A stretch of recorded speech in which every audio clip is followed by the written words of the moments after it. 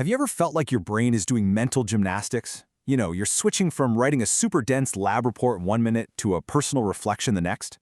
If that sounds familiar, trust me, you are not alone. It's a really common hurdle, but getting it right is about so much more than just a grade. It's about mastering two totally different, powerful ways of thinking that can be a real game changer for your career. Exactly. They feel like two completely different worlds, don't they? One is all about objective, data-driven precision. The other is all about subjective, personal insight. It's that feeling of academic whiplash. But what if I told you that mastering that switch, that back and forth, is one of the most valuable skills you can possibly develop? So, here's the game plan for the next few minutes. We're going to break this all down. We'll start with the two worlds of writing. Then we'll put them head-to-head to see the differences. We'll explore why each one matters so much, and of course, give you some real practical tips to get better at both. Let's jump in. Okay, so let's get into it. The easiest way to think about it is this. Scientific writing is all about communicating objective truth to the world. On the flip side, reflective writing is about exploring your personal understanding of that truth. They serve totally different purposes, but as you're about to see, you really need both to get the full picture. And that feeling of whiplash? Oh yeah, it is 100% real. But learning how to handle it, how to consciously shift gears between these two modes of thinking, well, that really is a professional superpower. It means you can not only do the work, but you can also understand and talk about your own growth from doing it. That's huge. All right, time to put these two styles under the microscope. What really makes them tick? What are the fundamental differences in their DNA? We're about to see them go head to head. Okay, this table lays it all out so clearly. Just look at the purpose. One is about presenting research that someone else can replicate. The other is about exploring your own personal experience. The tone, it flips from formal and totally objective to personal and subjective, a world where you can actually use the word I. Structure goes from a super rigid format to more of a narrative flow. And the sources, that's the biggest giveaway. It's hard data versus your own personal insights. Okay, so we get what they are, but why should you really care about getting good at both? This is where we move from the what to the why, because once you understand the value, mastering them becomes so much easier. Let's kick things off with scientific writing. This is about so much more than just your individual assignment. Think bigger. This is the engine that drives scientific progress.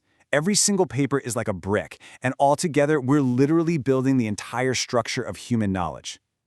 And you can see how it works right here. When you communicate clearly, it allows for replication, and that is the absolute bedrock of good science. That cycle, research, communication, replication, is what pushes an entire field forward. And for you, personally, this skill is your ticket. It's how you get published, present at conferences, and build a credible career. Now let's do a 180. If scientific writing looks outward to contribute to the world's knowledge, reflective writing looks inward. Its number one job is to help you grow, both personally and professionally. This is where you connect the dots, right? You link the theory you read in a textbook to what actually happens in the real world. It makes you analyze your own experiences, which boosts your critical thinking and self-awareness like nothing else. And here's the real kicker.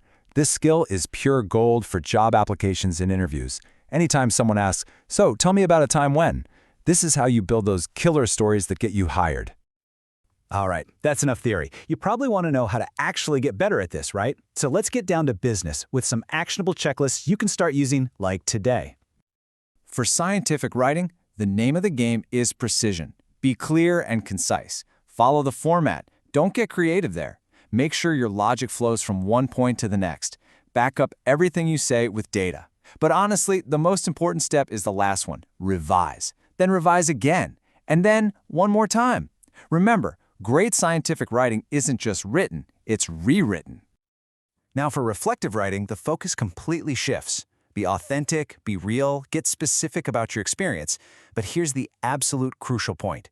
Do not just describe what happened. That's a diary entry. You have to analyze why it happened, and even more importantly, what you learned from it. That's the secret sauce that makes it powerful. So, as we start to wrap this up, let's bring these two worlds which seem like total opposites together. Because here's the thing. They aren't enemies. They're actually partners in a pretty powerful dance. There's a line from our source material that just nails it. It says, "Scientific writing provides a foundation, whereas reflective writing adds depth and context through personal insights." It's basically the difference between the what and the so what. You absolutely need both to tell the full story. So the real takeaway here is this. Mastery isn't about being good at just one of these. It's about building a toolbox with both styles in it and knowing exactly which tool to pull out and when. In fact, they create this amazing feedback loop. The scientific discovery can spark personal reflection, and that reflection can ignite the curiosity that leads to the next great scientific question. And that leaves us with one final question for you to chew on. As you move forward in your work, in your research, and in your career, which part of your story are you going to tell next? Will it be the objective data or the personal lesson learned? The truly great communicators, the ones who really make an impact, know how to tell both.